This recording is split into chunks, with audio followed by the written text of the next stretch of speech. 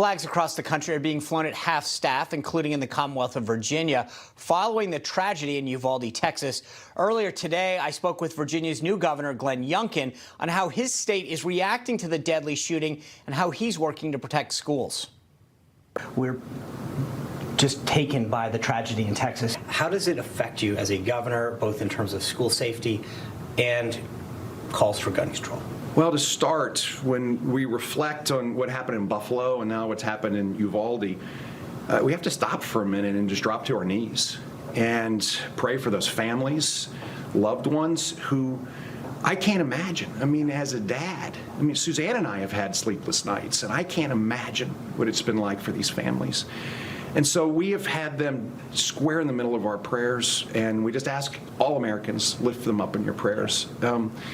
We went to work right out of the box and called together our education department and our health and human resources and public safety and reestablished the things that we've already been working on. We made sure that local police and the education leaders are coordinated to make sure they're doing everything they can right now in case there is some tragic copycat. But more so, we've been working on this since last year to push more school resource officers into the schools so that parents will feel confident about the fact that when they send their child to school, their child will come home just as safe as they were when they left. And I know violent crime has been an issue in cities across America. You launched a violent crime task force. What do you want to get out of that? Well, we've seen the murder rate in Virginia escalate like it has around the country, but particularly in the Commonwealth of Virginia. We have 4 of the most dangerous cities, and so we're bringing together local, state, and federal resources and working to make a difference.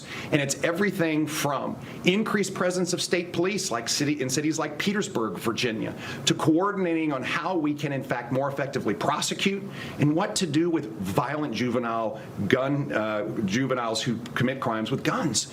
This is an important moment for us to come together and recognize we have a severe problem. I finally got to get a budget out of our Senate, and I hope to see that in the next week, where we'll be able to raise compensation, invest in training, invest in resources, and invest in community relations programs. This together will give us a great start, but we have a ton of work to do, and it's going to require everybody to come together. I want to follow up by asking a little bit about what you've done on schools. It's a big issue in your campaign. You've just released a report talking about schools and how they're doing, as well as calling on university presidents throughout the Commonwealth to add more diversity in their hiring.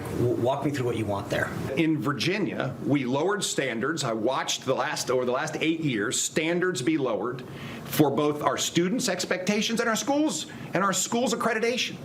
And so what this report clearly points out is lowering standards results in lower performance. And we see something called the honesty gap, where we have state proficiency exams versus national proficiency exams widening. It is so unfair to our kids, and it's most unfair to children who are black and brown and from impoverished communities. This is the honesty that we need to have with Virginians. And we're going to go to work with a strong commitment to fix it, to raise standards, to fund in the largest education budget, to make sure that we innovate with laboratory schools that bring special curriculum to give kids a chance to chart their own path. We have got to deliver for Virginia's kids. And this report was the beginning. We can't know where we're going unless we know where we start. And where we're starting is not where we thought we were. The universities have a real challenge. We had a great meeting with the university presidents, and we talked a lot about protecting freedom of speech on campus.